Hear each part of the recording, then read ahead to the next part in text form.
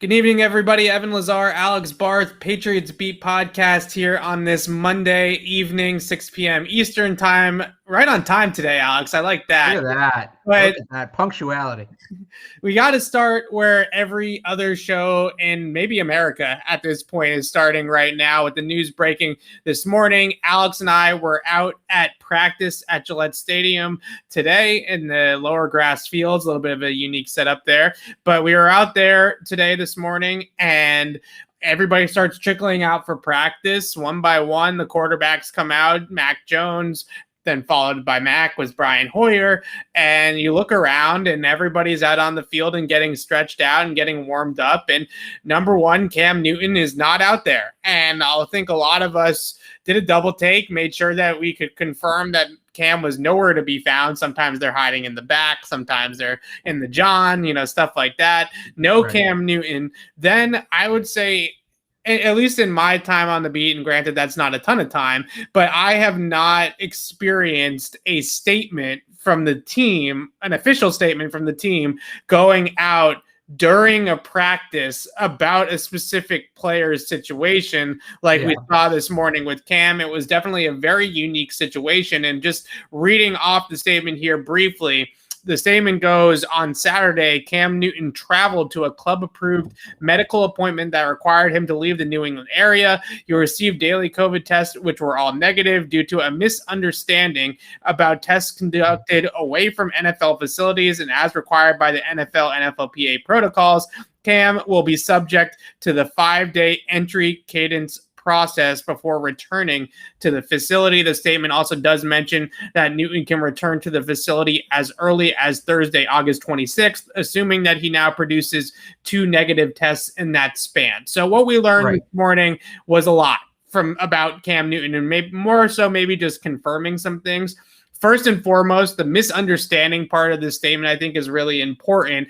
And basically what they're saying is that Cam was COVID tested away from the facility at another facility, a doctor's office, whatever it might be. And in order to meet NFL guidelines, you have to be COVID tested by the NFL COVID testers. You cannot go outside and go to another party to get tested. You have to be tested by the COVID testing facility on site at Gillette Stadium. So that was the misunderstanding of the rules that has now put Cam Newton in this 5-day window where he's kind of stuck in limbo until he passes through the protocol. So that's kind of the rules mumbo jumbo of it all. But the second part about this is that this now confirms, because players that were not vaccinated would not, players that were vaccinated. Yes. This is, now I'm getting everybody confused. I can take over if you want. Players that were vaccinated,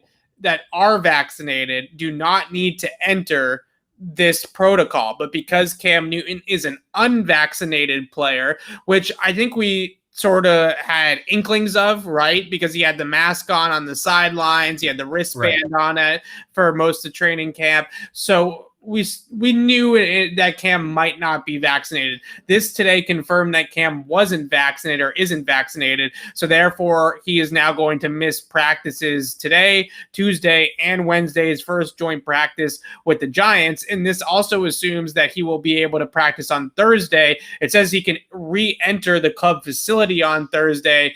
That's not 100% confirmation. So it says that he can practice on Thursday. We're still kind of up in the air on that one. And it says he can enter the club facility on Thursday after a negative test has been confirmed. So that's, how long does it take to turn that around? Can they do it on site? Do they have to go off site?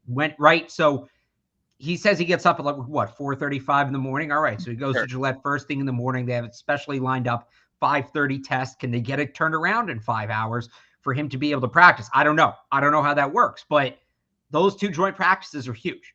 We know, and I've harped on this, the joint practices for Bill Belichick are everything. They're more important than the preseason games. And they have 4. And he's going to miss at least one of them, potentially 2. That's big. And I don't know which direction you want to go with this, Evan, as there's Atlas's appearance. I was going to ask you, when is the superstar Atlas going to appear on the show? Congratulations to you and the family on that one. Thank you. Who knew Bill Belichick just needed a dog to make him smile? Yeah, I'll let you decide which direction you want to go, because this is going to be a mess. And I know you wanted to put the disclaimer. I'll say it as well, just for everything I say. We are talking about this from a football point of view. Right. The quarterback discourse with this team has already been so beyond frustrating, because most of you idiots don't understand that rooting for both of them is an option, and it's actually the best option. The last thing this discourse, which was already a pain in the ass, needed was to add the COVID vaccine discourse to it. Like, oh my God, what a perfect storm of absolute shit. But anyway, let's drive into the storm, Evan. Where do you want to start? So just to be clear, the COVID testing facility that Cam Newton needs to test at, and he was tested outside the facility at a third-party testing site, and that's why the tests were deemed ineligible for the COVID protocols. So go ahead. I have one other thing to add too. Go ahead. So it's called a MESA test or the BRL PCR test. So he's got to get both. Right. The MESA test is the big one. That's the lab. That's the 24-hour turnaround where they take the big swab and they send it out and they make sure that it's negative. And then there's also PCR tests as well. But I think the place that I want to go with this, and I also want to reiterate, look, I would implore everybody to get vaccinated, but it's ultimately everybody's own personal decision whether or not they want to get vaccinated. But unfortunately, there's a difference between you and me and everybody else in America getting vaccinated and the quarterback of the New England Patriots being vaccinated. Right. That's a different playing field, because for Cam and for the Patriots, in a way, I want to say that they're almost lucky that this happened now and not like what happened in Kansas City last year. Right. So that's the fear, is that if this slip up could happen now, and let's say Cam comes down because he has to be tested regularly because he's unvaccinated, and even if he has a false positive and he tests positive at some point during the season, we get back into all of this protocol mumbo jumbo, as I like to call it, all over again. So in a lot of ways, the situation that happened in Kansas City is very much still on the table for Cam Newton to continue to happen this year and potentially happen again this year. And that's the question. So I think the biggest talking point or the biggest discussion question here is, should Cam's vaccination status and this misinterpretation of the rules, as the team likes to call it, matter?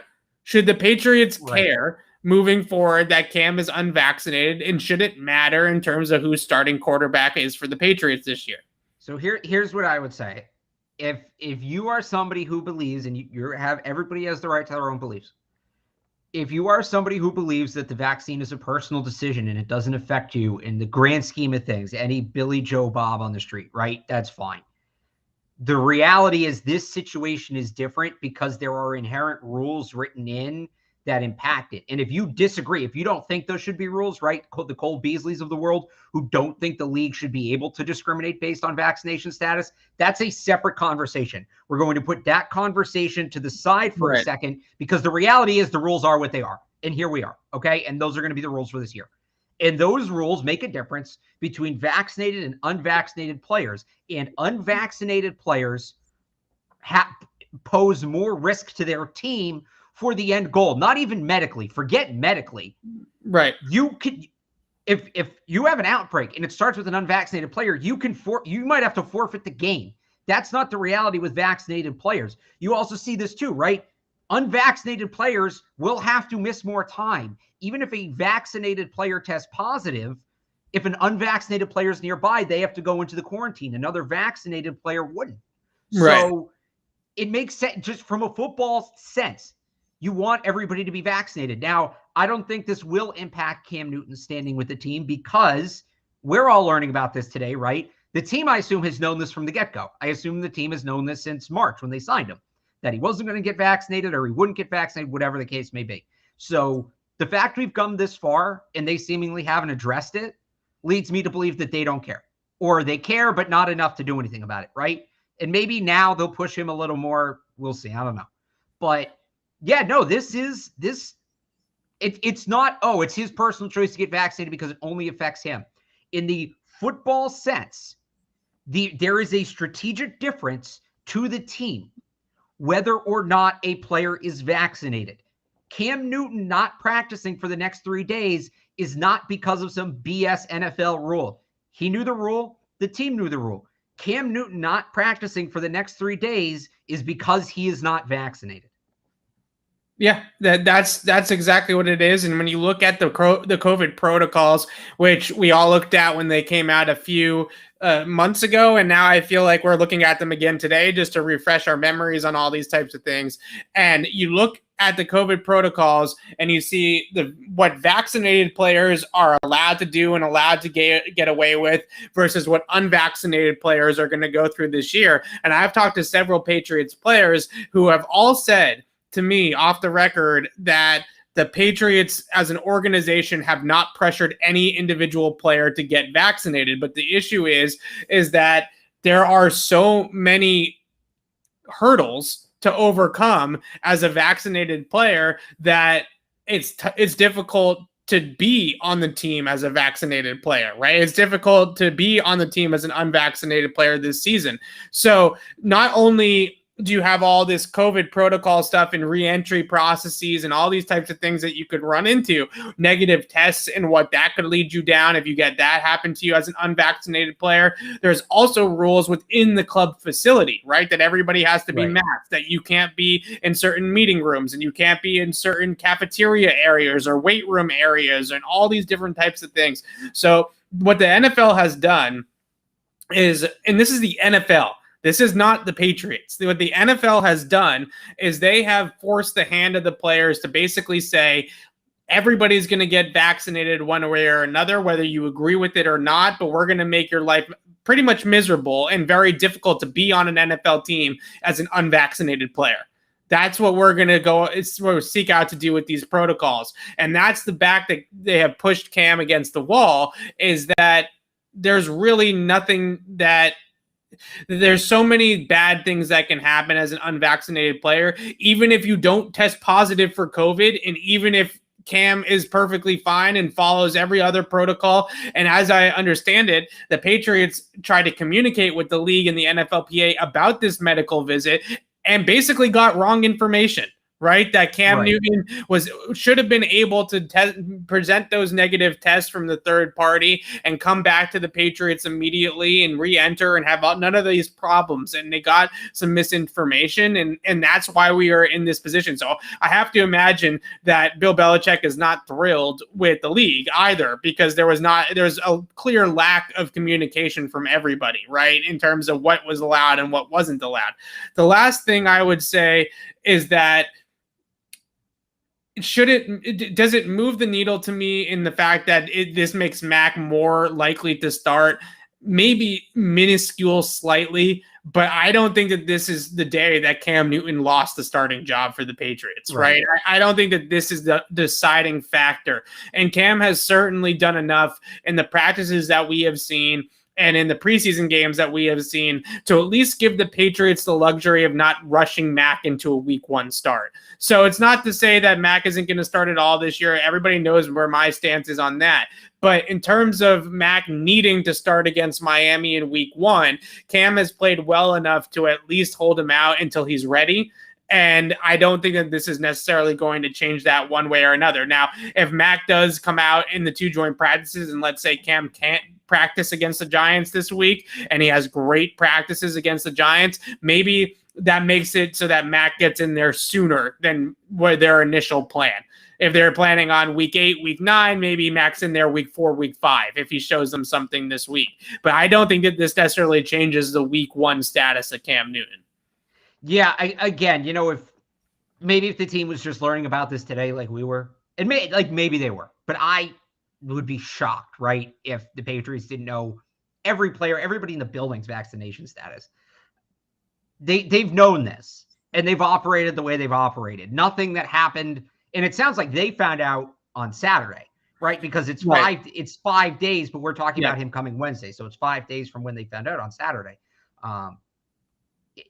They've known this, and they've operated knowing Cam Newton's not vaccinated, and they've operated, at least externally, it appears, as if they're okay with that. So, yeah, externally, it looks like this monumental event. And sure, you never want to open the door for the backup to get reps.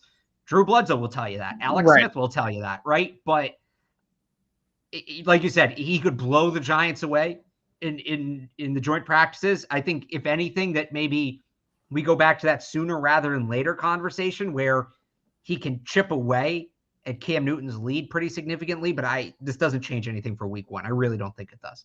At the end of the day, this is a good time for this to happen because all he's doing is missing training camp practices. This is not that important per se. But at the end of the day, the fear is like we all woke up that Saturday morning before the Kansas City game last year, and we're hit with the news again that Cam Newton has entered COVID protocols and isn't going to be eligible to play in the game.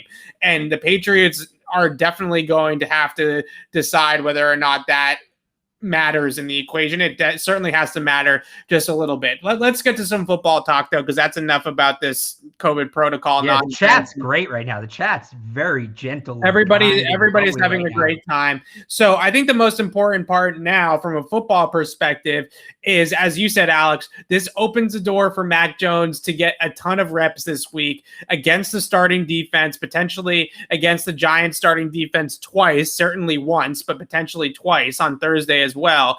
Today, Mac was a little shaky. 17 of 31, started 1 for 6. There was a lot of would-be sacks or close sacks that I would say during practice. There were some good moments as well, but what did you take away from Mac's day today? Did you feel like he made the most of the opportunity?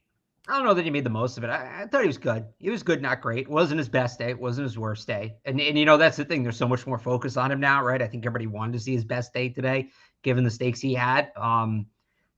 Mostly what I looked for, did he do anything different, right? Because I think it would be very easy to mentally psych yourself up. And it didn't appear he did.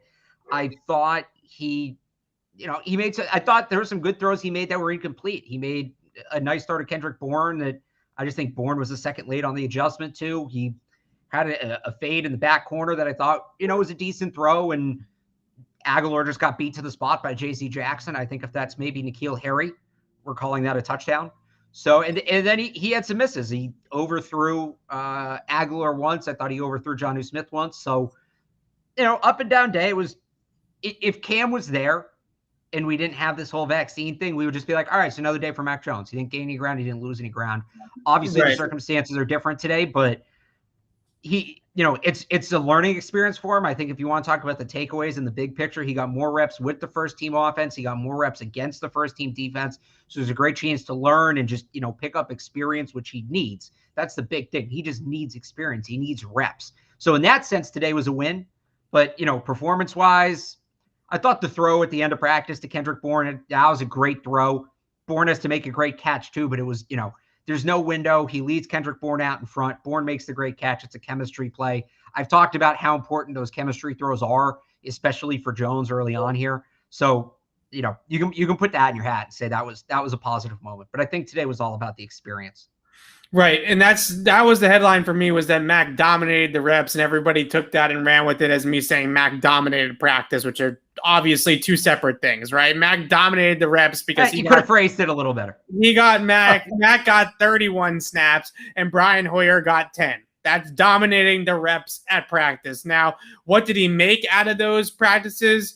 I would say that early on, it looked like the starting defense was moving a little fast for him, but he seemed to settle in as they got into practice. And there were a bunch of throws that I thought were really, really solid that we can get into.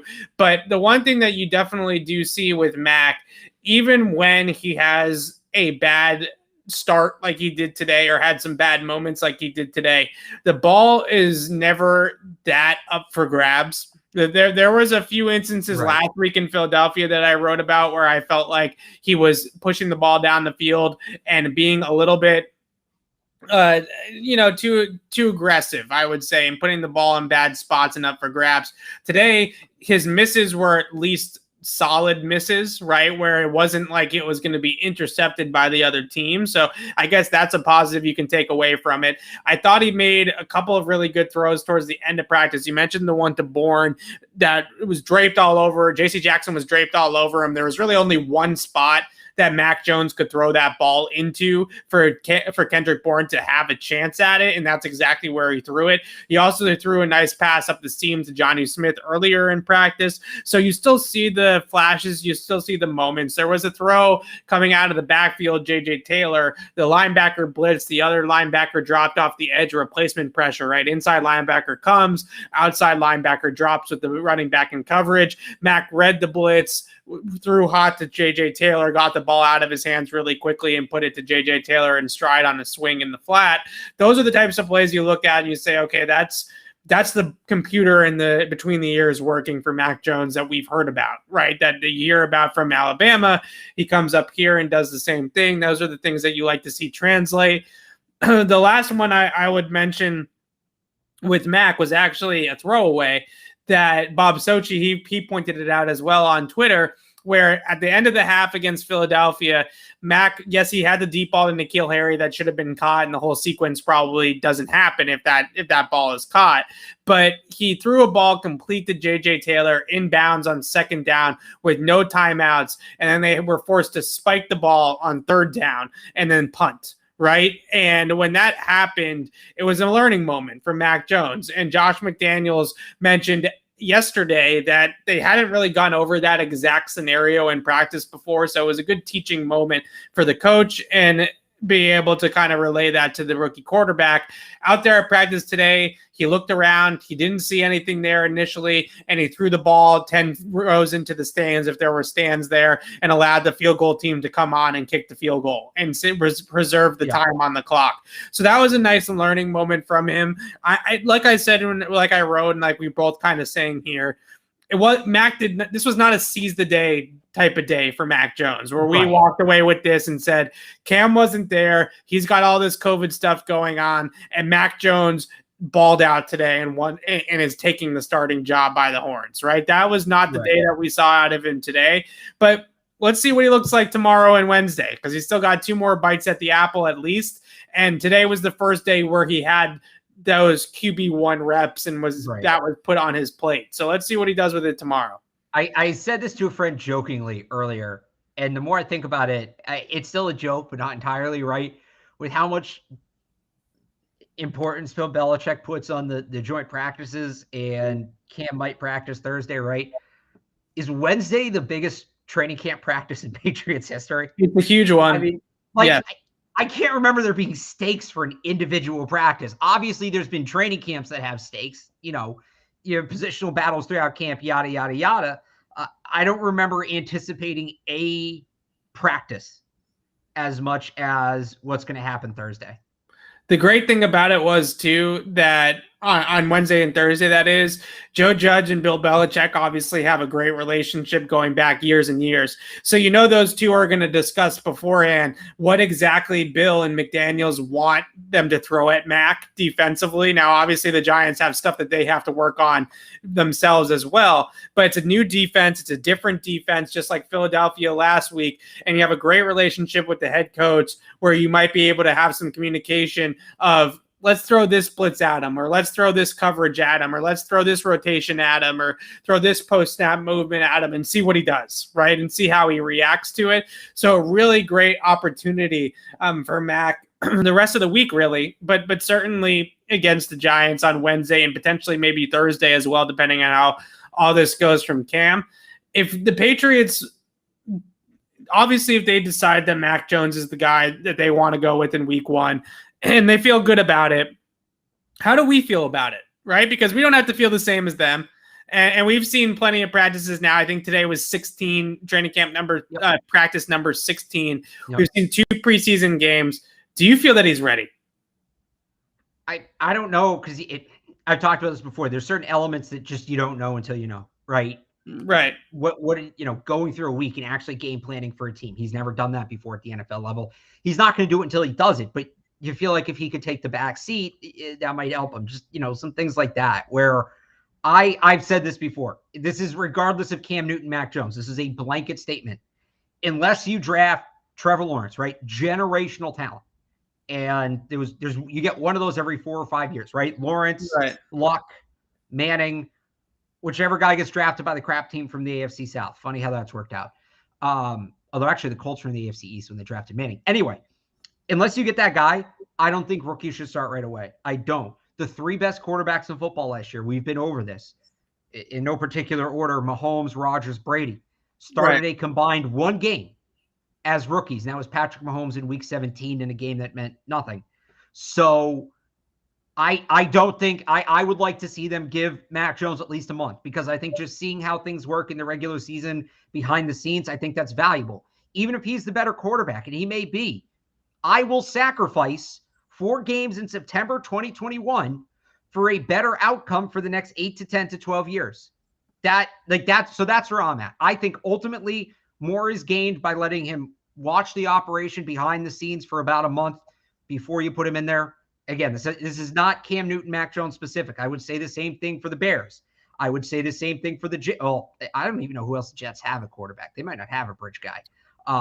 But they don't. That was a concern when they drafted Zach Wilson. Brian Hoyer was potentially in the right. Okay, so the bridge guy. The Jets are their own freaking mess, and let the Jets be the Jets. But I'd say the same thing for the Niners, right? And I think Jimmy Garoppolo sucks. I do not think he's a good quarterback, and the Niners have a good team. I would still give Trey Lance at least a month, maybe more. I'd give Lance longer than Mac, because I think Mac's more NFL ready. But that's a blanket statement for me. I would not start the rookie week 1. I think there's too much development to be gained behind the scenes, because the other thing is, once you make the change, I don't know that you can go back. That's the biggest thing to me. Make sure the moment's right when you do it. Don't just say, oh, week 1, whatever, we'll try it. That's the biggest thing to me. And that's what Mike Lombardi brought up on his podcast the other day, conveniently a day after chumming it up with Bill Belichick for about an hour in Philadelphia. Mike Lombardi comes out with this take on his podcast and says, once you go to Mac, you can't go back, right? Because if Mac goes in there week 1 and Mac isn't ready and he doesn't look good, and then you bench him for Cam and bring Cam back, not only can you not bring Mac back, it's difficult to keep going back and forth for first and foremost, but then you also risk killing his confidence too, right? If you back him and then you walk away from him, that would definitely kill his confidence too. So to me, there is no rush. I'm right there with you. I think Mac Jones is going to be the better quarterback this year for the Patriots on the whole. I think he's going to be the better quarterback by week 4, week 5 at some point in the season as well. But there's truly no rush to just throw him into the fire, especially against the defense in Miami, who in week 1, I think that defense is going to be really, really good this year. Flores is really good at scheming it up. They're extremely good at just talent-wise in general on that defense. I think that's going to be a good defense this year, and you're going to throw the rookie in there. You want to be careful with that, because like you said, the most important thing is Mac Jones for the next 5 to 10 years, not Mac Jones for the next 1 to 2 months. So here's what I would say. Somebody called in a Felger and Maz the other day and said, well, Mac Jones needs to start because on 3rd and 3, when you have White in the flat to pick up the first down, Jones makes that throw more frequently than Cam Newton. That's correct. That statement in itself isn't wrong. But there's so much more that comes with being the starting quarterback than just making that throw, just mentally, emotionally. There's a lot that comes with it, and you can screw with him if he's not ready for it, right? I give the example of Josh Rosen all the time, but there's other guys. Mitchell Trubisky was thrown in too early. David Carr was thrown in too early, right? So, okay, he can hit the check down on 3rd and 3, but if his head becomes scrambled eggs, what does it matter? You just wasted a first-round pick. Again, I'll take that. And you can come at me when Cam misses that throw in week 1 and it costs him the game. Come at me, because I'll come back at you in 10 years when Mac Jones is the top 10 NFL quarterback and talk about how important that time was for his development. I can't care about games the first half of this season or this whole season. Honestly, it's a long-term, it's a window. I know Patriots fans want to win every year. I get it. It's fun that way. It certainly is, but that's not reality. The Patriots don't have Tom Brady anymore. They're one of 32 NFL teams. They're not their own thing. This is how it's done. You build it up. It's 3 to 4 year windows. The Patriots right now are in year 1 of probably a 3-year window. I think they could stretch it to 4, something like that. Don't blow the whole thing up just because you don't think Cam's not that good. So you deal with it. And you know what? Cam not playing well maybe helps Mac Jones' confidence. Right. I don't think either one of us is saying that we think that Mac should sit the whole year. right? We're just saying that we think Mac should sit at the beginning of the year and ease Mac into the starting lineup and don't just throw him out there. We're not sitting here saying that we think that Cam should have the entire season, because I don't agree with that. I think that Mac should start at some point this year. I don't think Cam should have the entire season. I think there's a chance he gets it. If he plays well in the beginning of the year, it's going to be tough to pull him, right? But at the same time, the Dolphins did it with Ryan Fitzpatrick, and they pulled him when he was doing pretty well, and they got into Tua, and that was the situation they envisioned the entire time, right? So that was their plan. And it was a mess. They pissed off players in the locker room, and that's what it. You can't just pick a date on the calendar and circle it and say, this is when we're going to make the change. It has to happen organically. I would love to be able to sit here, because people are always asking, when are they going to do it? When are they going to do it? I'd love to be able to sit here and tell you October 12th, November 10th, whatever the date. We got to see how this thing plays out. It's not something like that's what the Dolphins did. The Dolphins said, we have our bye here. We're going to do it here, period, end of story. And then Tua wasn't ready. They ended up having to go back and forth. They were like pulling Tua late in games, which was odd. And then it was an odd situation. Flores is still kind of working his way back in the good graces of some players. Players were not happy about that. Right. So, I think there were a lot of players in Miami that knew that Tua was the guy, right? They just drafted this guy, and was it 5th overall, I believe Tua was. So obviously everyone inside of Miami knew that Tua was the guy. But at the same time, the way that they transitioned to Tua was definitely a definitive set date. Like, we know we're going to go to Tua at this point in time. And that might not have been the best approach, because they didn't allow the moment to feel itself out, right? They didn't allow the optics of itself to feel itself out. Now, Tua he didn't play necessarily the greatest, but their record with Tua in the game was pretty good. Right, they ended up going, I think, 6-3 with Tua, which was better than what they were with Fitzpatrick, if I remember correctly. But it was weird in the mess that I was referring to. What the point I was making was how they were pulling Tua at the end of games, and then going back to Fitzpatrick, and then starting Tua again the following week, and going back and forth between the two quarterbacks. Once you pick a path, you got to pick the path, right? Once you're down that path, then you got to pick it.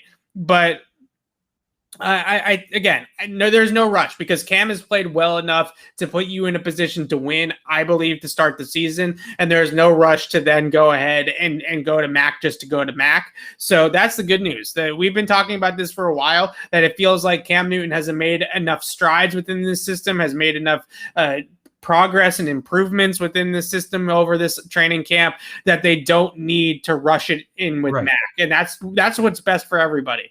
Again, we talked about this on the last show. I lost my mind over it, right? The best case scenario is both guys play well. Cam's a bridge quarterback. Think of the term bridge. You're building a bridge over the river. How far do you want that bridge to get you over the river? Do you want to get it 70, 80% of the way there? No, because then it's not a bridge. It's a ramp. You fall into the river. You wanted to get you 100% of the way there. Cam's going to be able to get them to Mac. If it's going to take 3 to 4 to 5 to 6 weeks for Mac to just kind of soak it all in and be NFL ready, then great. I think he can get you there. If it takes a whole season, I think he can get you there. I don't know that it's going to be pretty. I think he can get you there. Right. But him being good, you don't want to have to put Mac in because Cam has been that bad. That's a bad scenario. That's a bad situation.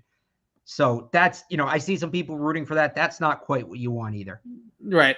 It's going to be a fascinating situation this week down there. And obviously Alex and I will both be down there. And it's just going to be really interesting to see how it looks with Mac once he starts to stack a couple of these days together against the starting defense, with the starting offense.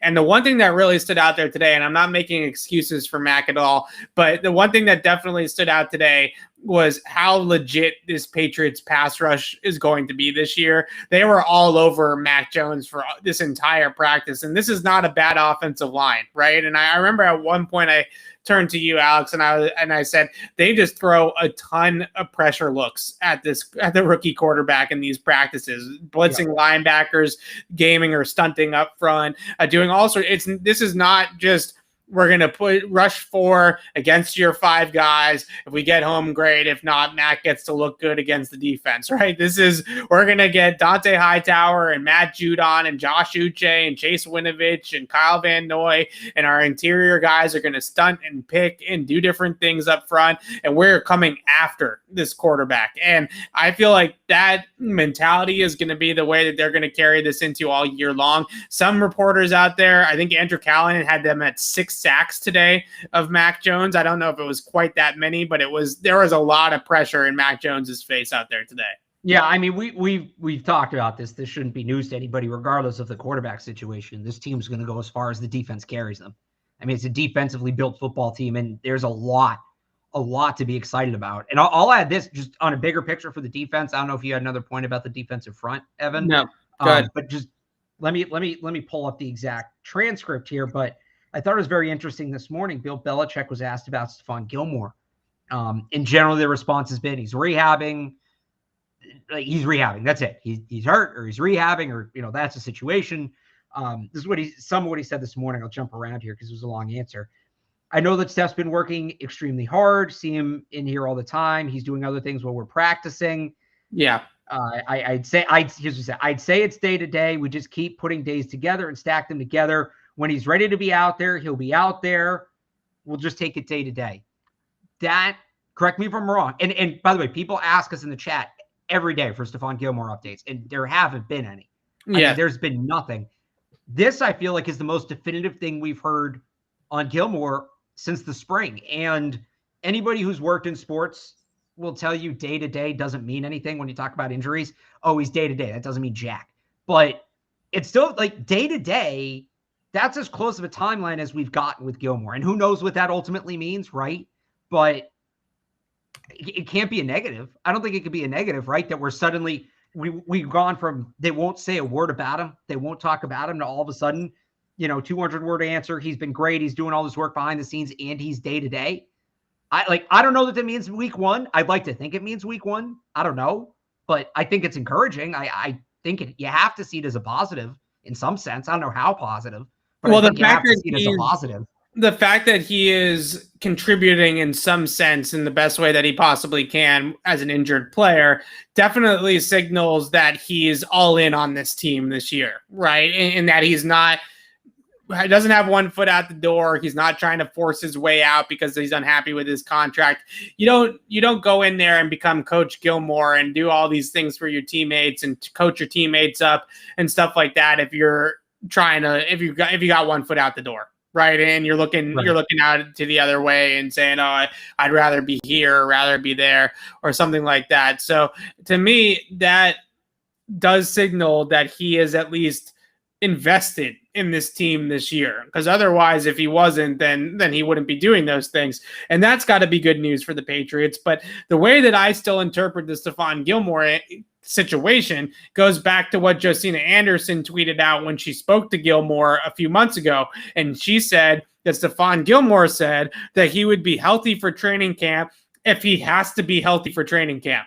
And that signaled to everybody at the time that if the Patriots incentivize Stephon Gilmore to be happy and be out there and be healthy, then all of a sudden this rehab from the quad surgery is going to disappear very quickly. And that contract resolution still hasn't happened. Now, is he going to, because this is a hold in. That's what they're calling it these days, because the league has really set it up with fines and things like that to make it very difficult for players to truly hold out like we used to see, where they would stay away from the facility altogether. So the Stephon Gilmore is doing a hold in where he's around, but he's not participating in practice. And did you just come up with that? Hold in? Hold in, yeah. He's holding in. Did you just come up with that? I don't think so. I think other people have said it. I'm not going to take credit. I haven't heard that. So he's holding in, where he's saying, I'm going to show up, but I'm not going to play and I'm not going to participate. And I still think that there needs to be a shoe to drop with his contract, whether it's a pay raise this year, an extension. More than likely it's the raise side of things, that path that they probably will end up going down for him to be out there week 1, and clock's a ticking. right? We're 3 weeks away. The final preseason game is on Sunday. So at some point in time, the Patriots and Stephon Gilmore are going to have to sit down and say, how do we get you out on the field? Because I'm not saying he's making up the injury by any means, because he did have offseason surgery from the quad injury. But if he was happy about his contract, I think he could practice. I think he would be healthy enough to practice at this point, and he's still not out there. So positive that the Patriots are saying that he's very involved. He's very Coach Gilmore, all these things is great. But I still think that there is a divide there just a little bit between team and player in terms of the contract. Well, I guess kind of what I'm saying with the day-to-day is doesn't that almost feel like, yeah, we're, there's things happening behind the scenes, the day-to-day, here we go, right? I kind of interpreted that as whatever issues are left, whether they're health issues or they're contract issues, we're working on them. The days that those will be issues are limited. That's how I interpreted it. So I guess that's what I meant. But you're right. I mean, the contract, there's going to be contract news before we see him on the field. I think that's the case. Right. I agree as well. And the other points I wanted to make here today, we talked a lot about the QBs, the defense. Again, I really was impressed. I've been impressed all summer with that front seven. That front seven is going to absolutely eat. And I don't think that we're fully in the Bill Belichick vortex of scheming up and pressure packages. I think that there's another iteration of that we're going to see turned on in the regular season at some point. Right now, they're running through their basic pressure packages, which are still getting home, just stunting or blitzing a linebacker or whatever the case may be. Just wait until we get into some of the amoeba fronts or zero coverages or whatever else Bill Belichick has up his sleeve with this unit. That front seven is going to be fantastic. The other points I wanted to hit on today, Alex, do you want to go kicker or do you want to do some of the other offense, defense, and then we'll talk about the kickers? We've been doing kicker last. I guess let's do kicker last. We'll do kickers last. How about your boy Gunnar Olszewski today, Alex, catching a nice slant touchdown on J.C. Jackson. He had the game against the Eagles on Thursday night where he was 4 for 54 to lead the team in receiving yards, 1 yard ahead of Jacoby Myers, I believe, in that game. But he had a couple of good catches from Mac. They were able to have some sort of chemistry and connection there. We've talked about how Gunnar has been a little bit quiet as a wide receiver the last couple of days, Thursday being the big one, but also today during practice, a little bit of showing from Gunnar Olszewski as a pass catcher. Yeah, and there's kind of a theme here, and there's some other players we'll talk about, Jawan Williams, Yodny Kajus, to, they kind of waited to the last minute, but here we go. They're making their push, and Gunnar's different than those other two because he was always going to make the team. But it was, all right, is he just going to be the punt returner? Can he be something more? And now Nikhil, I think the report from me and Rappaport was he'll be out for 4 weeks of the season. So I think it was 7 weeks total, 4 weeks of actual regular season football. So they're going to need a fourth receiver. And I don't know that I don't know that Christian Wilkerson has done it. I mean, that guy's fallen off. I'm out on I am off the Christian Wilkerson bandwagon. I was probably the last one on. It was plenty roomy. Oh, no, don't jump off now. You got to ride this take all the way to the end. I will be back on next year. I'll be back on next year in camp. Okay. I think they're going to get him on the practice squad. He's a year away, but all right, you need a fourth receiver. Nikhil's not out. We were kind of hoping that would be Gunnar in the first place when we thought Nikhil was going to get traded. So now that he's got a little bump here, I mean, it's exciting. Let's see it. I've talked about this before. If he's on that Edelman path, he still had a year or two before he really needed to ramp up. Edelman was in his 5th year when he started contributing massively as a receiver. Gunnar's going into his 3rd. But yeah, I've always thought he could do it. I don't know that he'll ever be Edelman. I don't know that he'll ever be a 100-catch, 1,000-yard guy. But if he can contribute, 30 to 35 catches, something like that. They need a guy for that role. We thought it was going to be Nikhil, at least to start the season now. We know it's not. So, yeah, I mean, he's somebody to watch here because if he can earn meaningful offensive snaps, it maybe saves them a roster spot, having to go elsewhere, I think is what they'd have to do right now externally and bring in a wide receiver.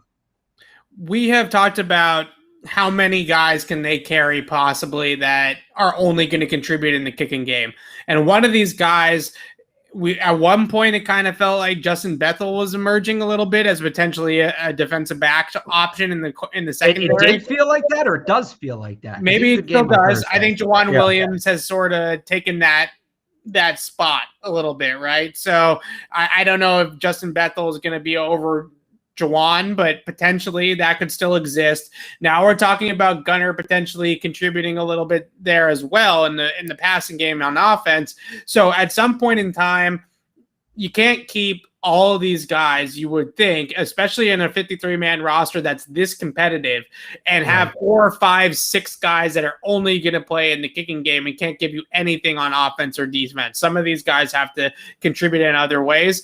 And if you're Gunner, there's the Julian Edelman path. Certainly there's the Troy Brown path that I went back and looked at Troy Brown's stats from his years. He was even further behind Julian Edelman. Yeah, you're right. Even longer.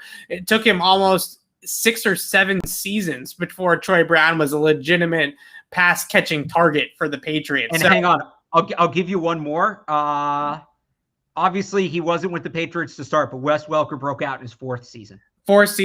So these things happen. Now, those things happened maybe not necessarily for Edelman, and I guess Welker was sooner as well. But for Troy Brown, I do think that it's a little bit of a different era and a little bit of a different time in terms of roster construction and things like that.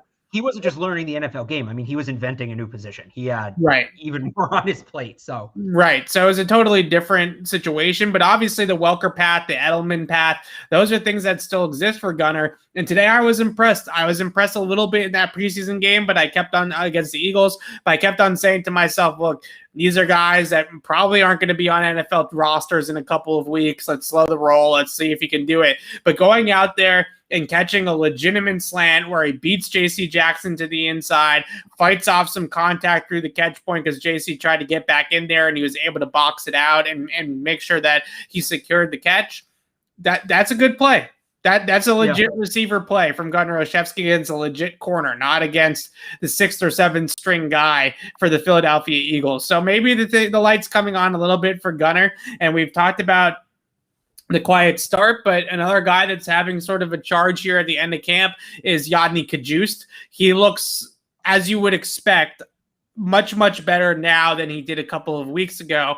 For a player that didn't play football for 2 years, he did mention to me today that he's been in the room for 2 years, right? He's been learning the system, he's been taking mental reps, but he physically has not been out there for 2 years. So now we're starting to see a couple weeks into training camp, a couple preseason games under the belt, and Yodny Kajust is coming along. Now, obviously, this could the rug could be pulled out from underneath him at any time, and he could get hurt again, which is the concern. But for now, I think Yodny Kajust is worth keeping around and worth working with in terms of a developmental prospect, especially with what we have seen with his ability to work in space, get up to the second level, a very athletic guy at 6'5", 320 pounds, an impressive mover for his size.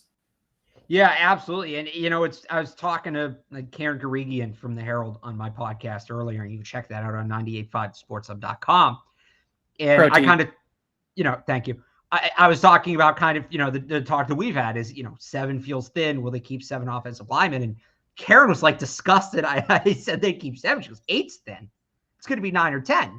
So, but she agreed, and I think it's true that there's really only 7 clear guys right now. The starting 5, Heron and Karras.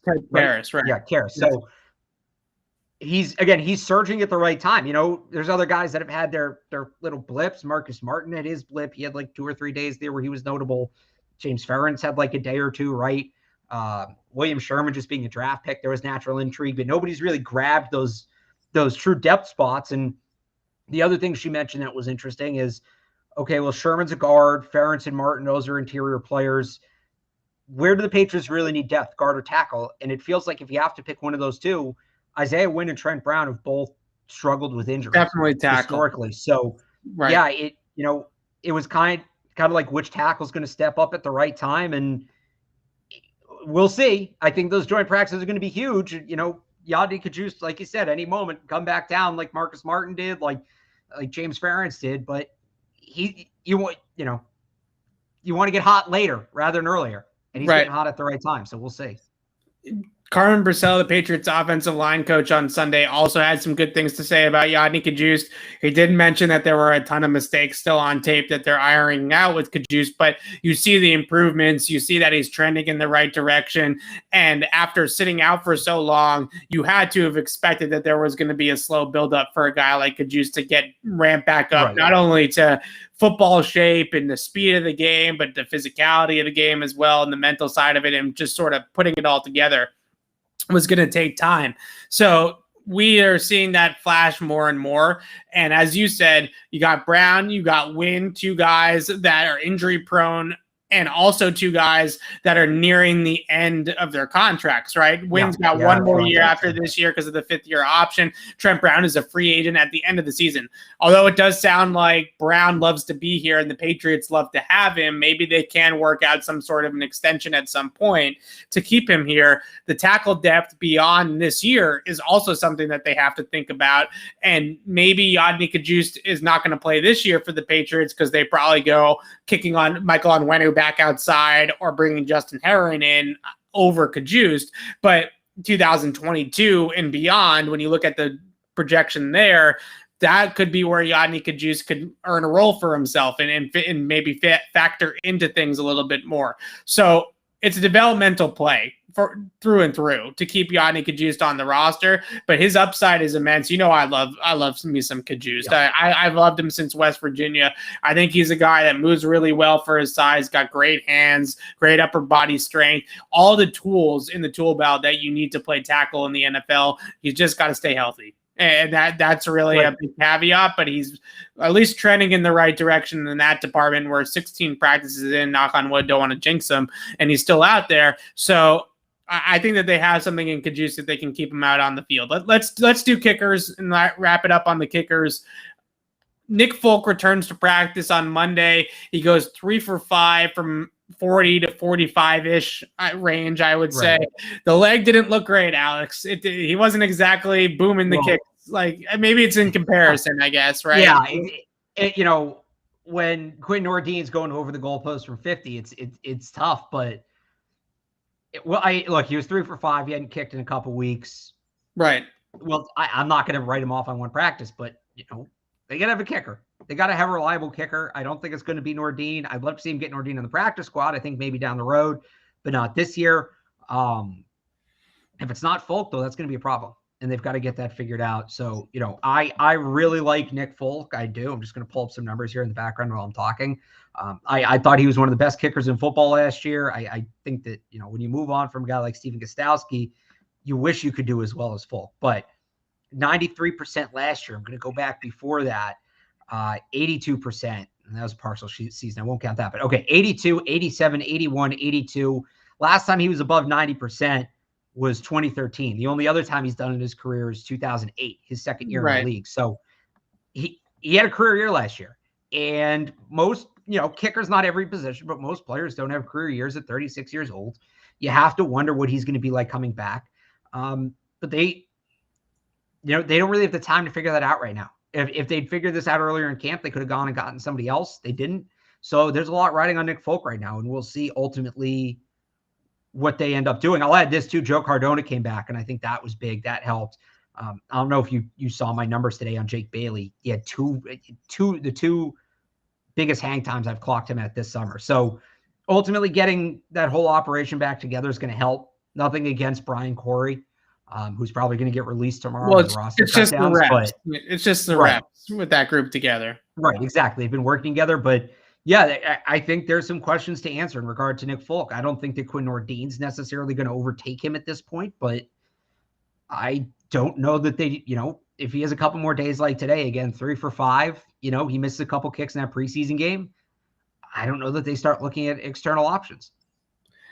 It does feel like the kicker situation is certainly more up in the air than maybe we thought, right? Because or maybe it was initially, because first of all, you come into training camp and you have Nick Folk, who was nails for you last year. You mentioned 93% on field goals, the 2 50-plus game winners, the only kicker in the league to have 2 of those last year, 30 for 33, I believe it was, on extra points. That's a solid year for an NFL kicker. You bring him back, you think that spot's going to be pretty solidified with Nick Folk, and then you go and you get Quinn Nordin in here, and it looks like this guy's a player. And now all of a sudden, Folk is hurt. I believe it's still that back injury that's plaguing Folk at this point. Is it? I didn't think there'd been anything. Yeah, official, I believe okay. it's what I've been told. It's a back issue, and so you have the back as a problem. That backs are fickle, right? Yeah, it's not going away. Backs are not going away. This is a management issue here for Nick Folk.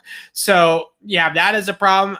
Maybe Quinn Nordin does sneak onto the practice squad now because he did have those 3 missed kicks against Philly. He also missed an extra point against Washington. So he's now missed 3 extra points in preseason action and 1 field goal from 36 yards. So that seven points on the board in 2 games. That extra point distance seems to be a little bit difficult for Quinn Nordin. So that 36, 39, it's about the same, right? So more or less. So it feels like this kicker situation is still pretty uncertain. A couple weeks ago, we thought they were in a great spot.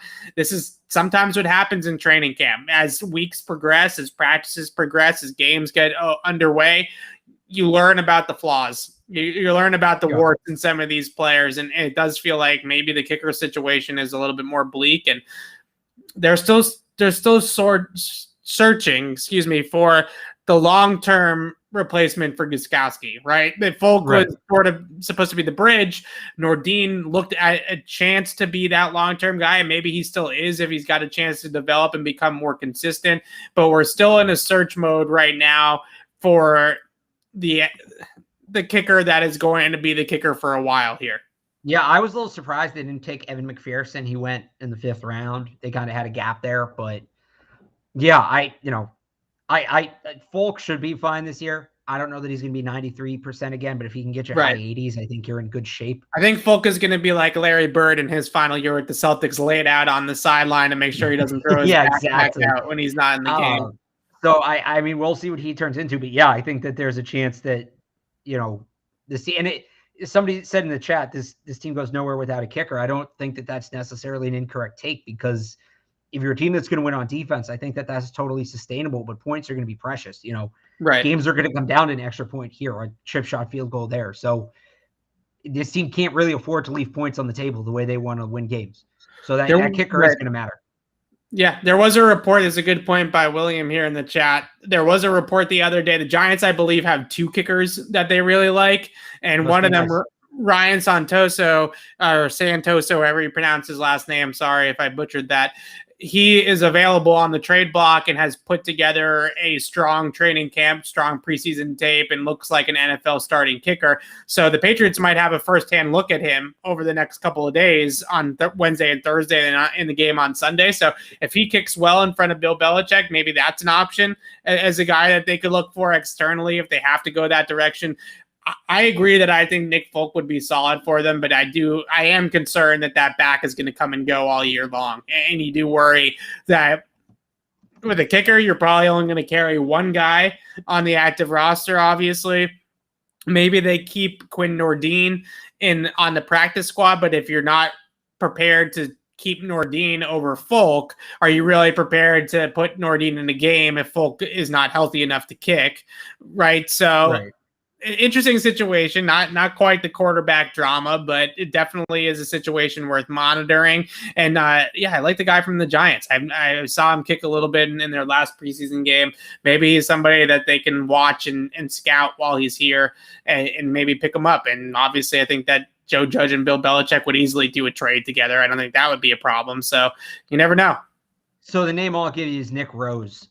He didn't kick anywhere last year. He was in the AAF in 2019. He went 15 for 15. Hey, they brought Nick Folk back from the World League, so might as well. Well, this was he was AAF too. Yeah.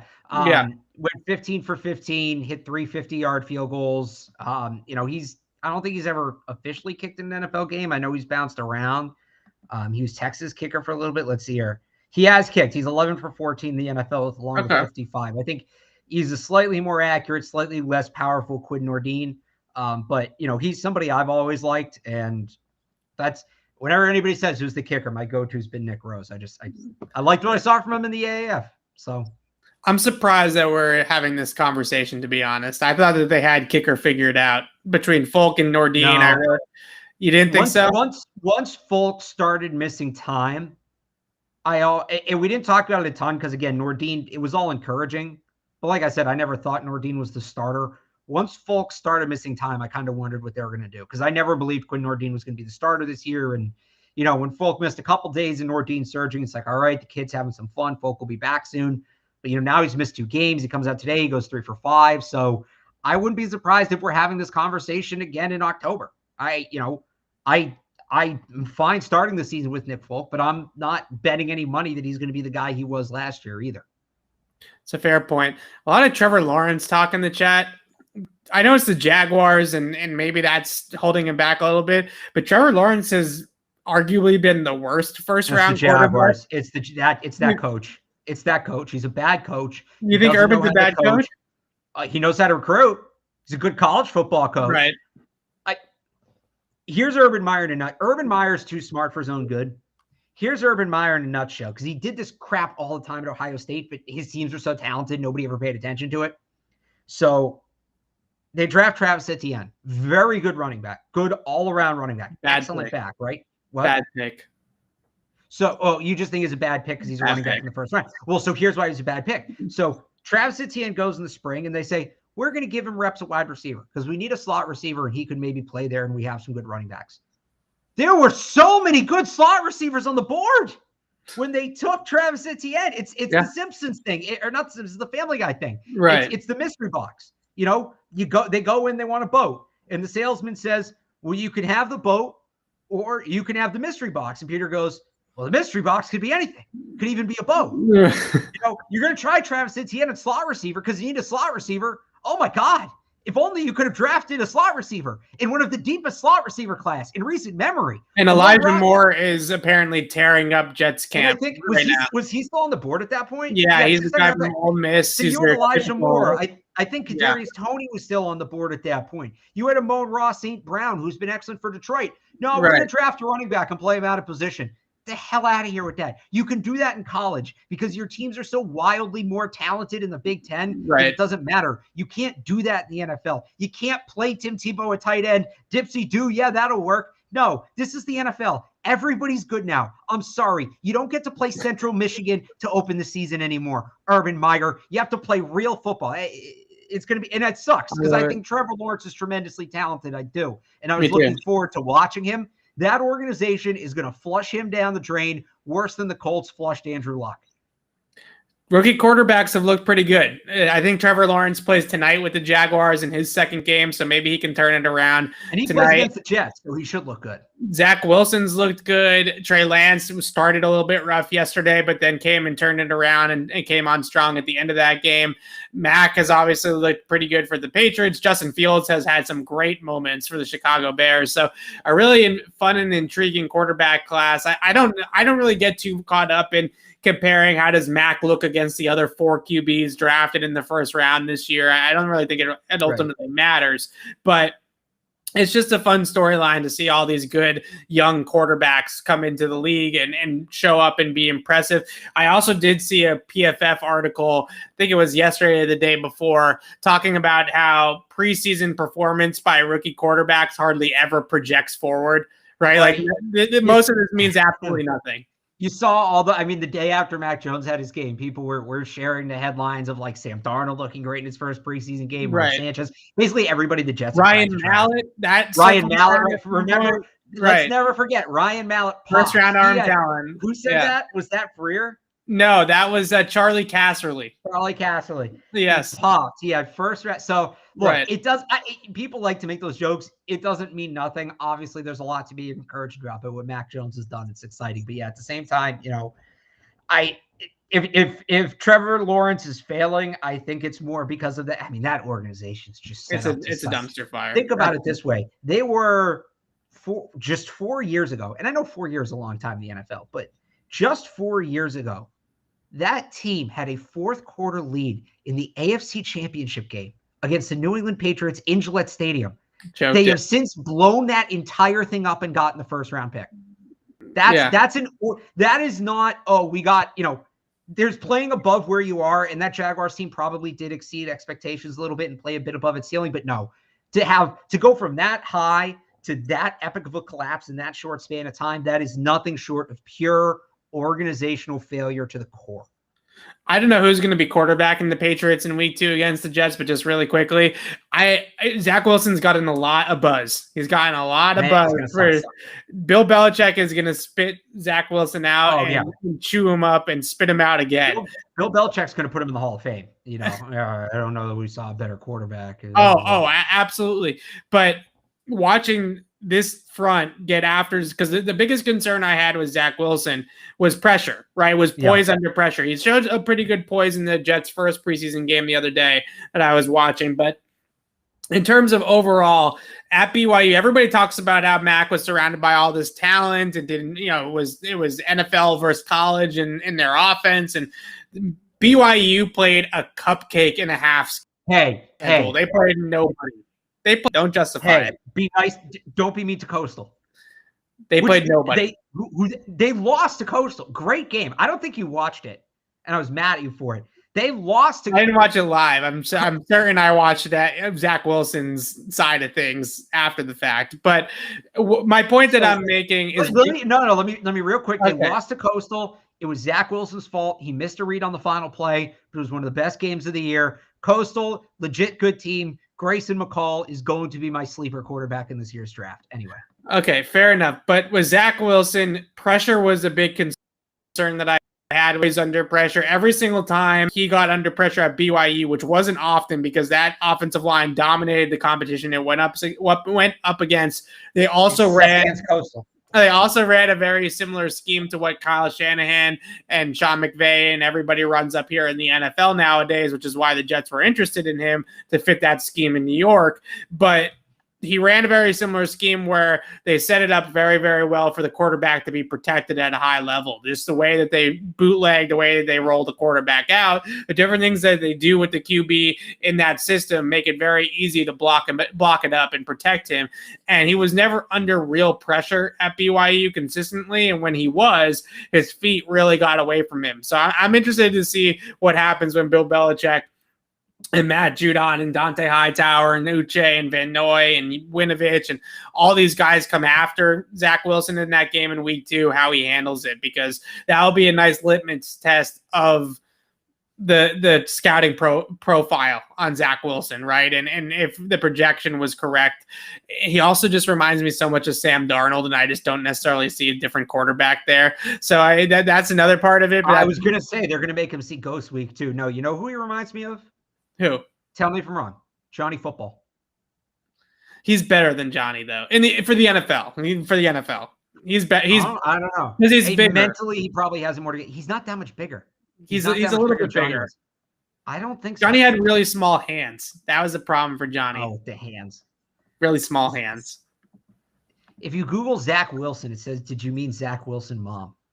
Zach Wilson's not 6'3". Get out of here with that. I think he's like 6'1.5". Yeah, no, he reminds me of Johnny. The way he runs around and all that, he reminds me of Johnny Football. But anyway. All right, fair enough. Well, we'll see all these rookie quarterbacks keep playing in the preseason, obviously. We got the Jones battle coming in here in New England in a couple of days. Mac Jones versus Daniel Jones. Hopefully Mac Jones looks better than Daniel Jones. I think that's a low bar.